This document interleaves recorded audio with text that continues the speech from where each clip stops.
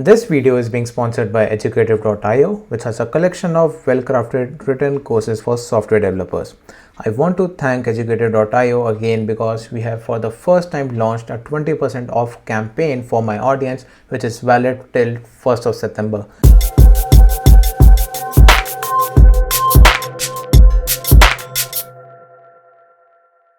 So this is the problem that we are going to solve today. We are given a function rand which accepts an input parameter k and it generates a perfectly random number between 1 and k inclusive. Now using this function, we have to write a new function that shuffles an array of distinct numbers uniformly.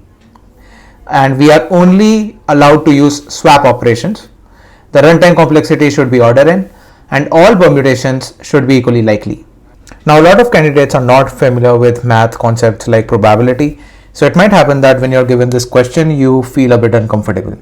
If you are a really good problem solver, you already know how to take things patiently when things are not working out and make progress. So if you're not able to solve new kinds of problems on your own, you're not that comfortable doing that, probably it's a good idea to always spend your time solving different kinds of problems beforehand so that you are always prepared or have some notion about how to make progress in such questions.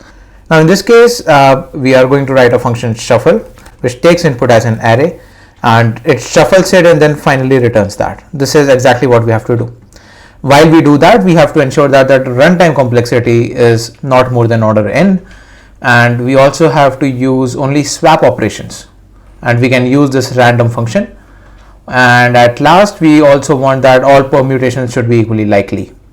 So what can we do? Like, we don't have much choices. One option that you have right now is you perform a for loop, and in every iteration you pick the ith element of the array and you swap it with a random index. All right, so you send it to some random position in the array, and whatever number was at the random position, that comes to the ith place. All right, so what I'm saying is nothing but, if I have to speak in terms of code, I can do something like for I in range of 0 to length of array, I can generate a random index, something like rand int, and if I have to use it, I should import it from random. All right, so one option that we have is generate a random index j from 0 to n minus 1, and it's better to store this in n so that we can reuse it. All right, so once you have a random index, what I'm saying is let's send the ith number to some random location. So j is that random location in our case, so we should perform a swap operation over here. So we can say something like arr of I comma arr of j is arr of j comma arr of I. So we are performing a swap operation, and in each move or in each iteration I am swapping the ith number with the jth index, and that is random. So this is adding that randomness, or this is responsible for shuffling the array, so to speak. Now this looks decently good. Like, we have a function taking input as an array, it's only using swap operations, the runtime complexity is order n, and all the permutations should be equally likely. I'm not sure about this, and if I'm a math lover, I would go into probability and figure out that is it meeting the criteria that all permutations are equally likely. If not, and if I am having access to writing code, what I would do is, in this case, I can run this shuffle function, let's say 1000 times on some array like 1 to 3. All right, so I can run this 1000 times and see that is it really that uniform. So let's quickly do that. We can write a for loop in the range of 1000 and then generate new array. Let's use snake case because you are writing in Python. So generating a new array, and what I want is I want to store how many times I have seen the different permutations which are possible for this array.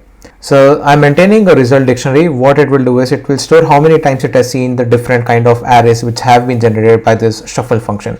So arrays cannot be keys, so let's first convert it into a string. Now what we can do is something like result.set default keys first of all to 0, so that we can increment the keys to 1. So this is storing that, yeah, I have seen you at least one time and I'm incrementing the counter for you. At the end of the for loop, what we can simply do is pretty print the result, and I have to import that. Oh, I have already imported that. That's good. So I have to import prettyprint so that I can see what does the various permutations and their occurrences look like. So let's quickly run this and check. So as you can see, 1000 divided by 6 is 166.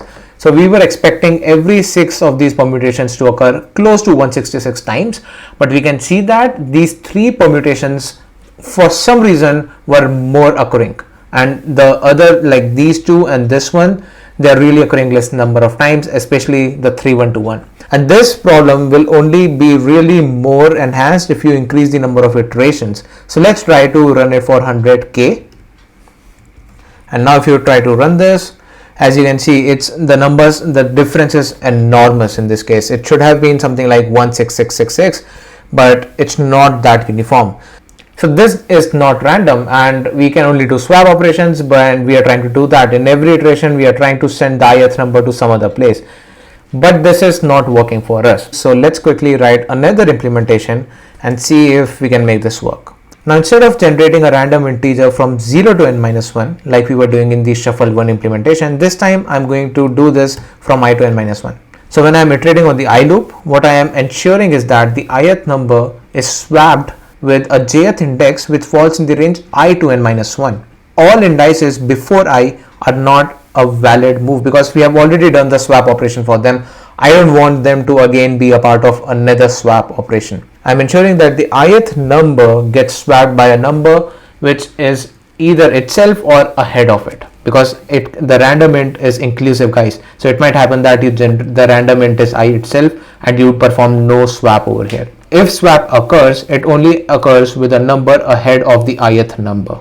If you try to measure the performance of shuffle 1 and shuffle 2, how uniform they are, you can actually reuse this code. So what we can do is write an analyze function that receives a function as an argument, and instead of calling shuffle explicitly, it calls that fn argument to shuffle the array.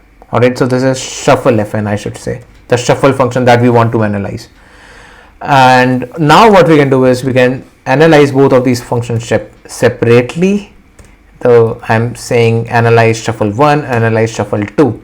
Now if I try to run this, what I can see in the first time, it will again be like not that uniform, but in the second case, let's see what happens. Alright, so this was the first one. Again, you can see that these 3 are occurring more than 16,666, and the other ones were like really occurring less amount of times. But in the second shuffle 2 implementation, we can see that this is now pretty uniform. All permutations are being generated almost with equal probability because everything is close to 16666. And now for those of you who are scratching your minds, let me show you an animated solution and explanation to how this is functioning.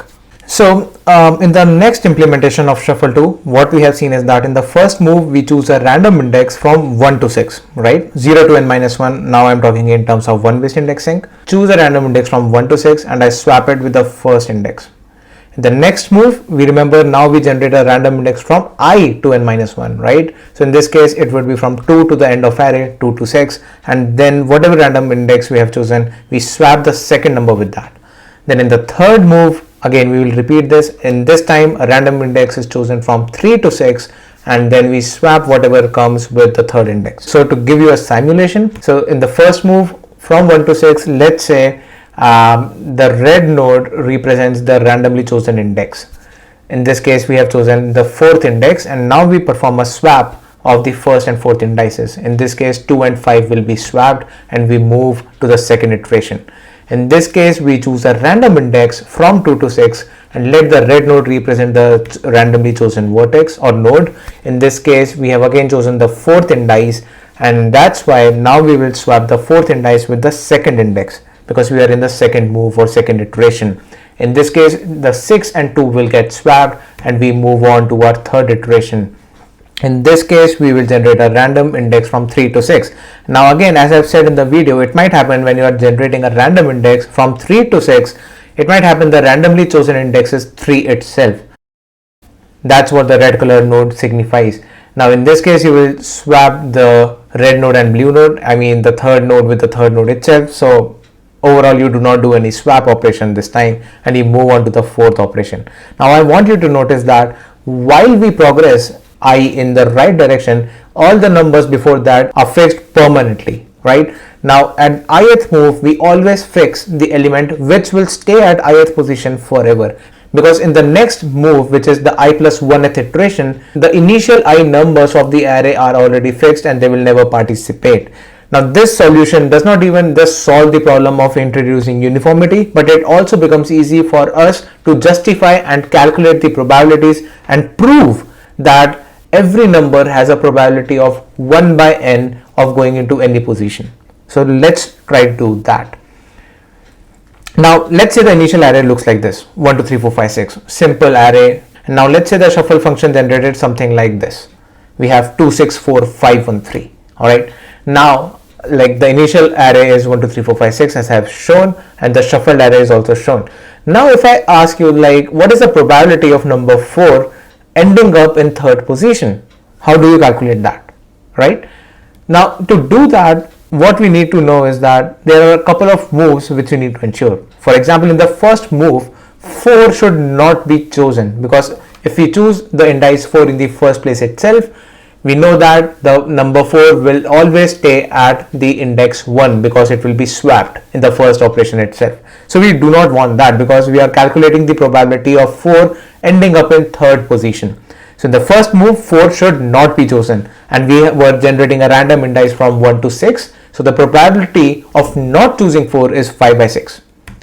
In the next move, again 4 should not be chosen, because if you choose 4 in the second operation, 4 will be swapped to second position of the final array and it will stay there forever, right? So we don't want that, and the probability for that now is 4 by 5, because now we have only 5 valid indices from 2 to 6, right? The probability of not choosing 4 now is 4 by 5. Now in the third move, we actually want 4 should be chosen, because we want 4 should be chosen and it should be swapped to the third position and it will stay there forever. And with that, if these three events are met, we can say that that's the exact probability of 4 ending up in third position.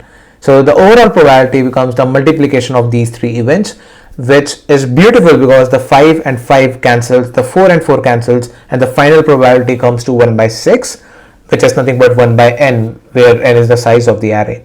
So you can see that we chose we did a random shuffle and we calculate the probability of a number ending up in some nth position or some ith position, in this case third position, and we could see that the probability is exactly 1 by n, which means that any number has 1 by n probability of going to any place, and that's why this solution is bringing the uniformity.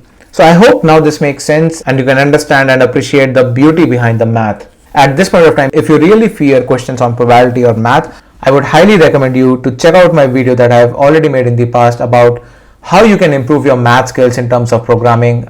And Project Euler and MathStack exchanges are great websites to increase your math skills. Other than that, if you like this video, please hit the like button, subscribe, and make sure to hit the bell icon. And if you really want more such math problems, which are generally asked in coding interviews, please let me know in comments, because I'm not sure if the audience really wants to see such content. Let me know in comments what you think about this one, and if you want more such math problems, probability, counting problems, permutations, combinations, I love everything. Let me know in comments what you want to see. I do like Educative Unlimited because it allows you to pay once for all 140 plus courses on their website. You don't have to purchase individual courses ever again, and they already have a very generous campaign running for Indian audience. They have 40% off, but for my audience you get additional 20% off for first 90 users. So you have to use the coupon Rachit limited offer, because it's actually very limited and it's going to end soon, before 1st of September, or first 90 users, whichever expires before. You can again refer to video description for all the links and coupon details.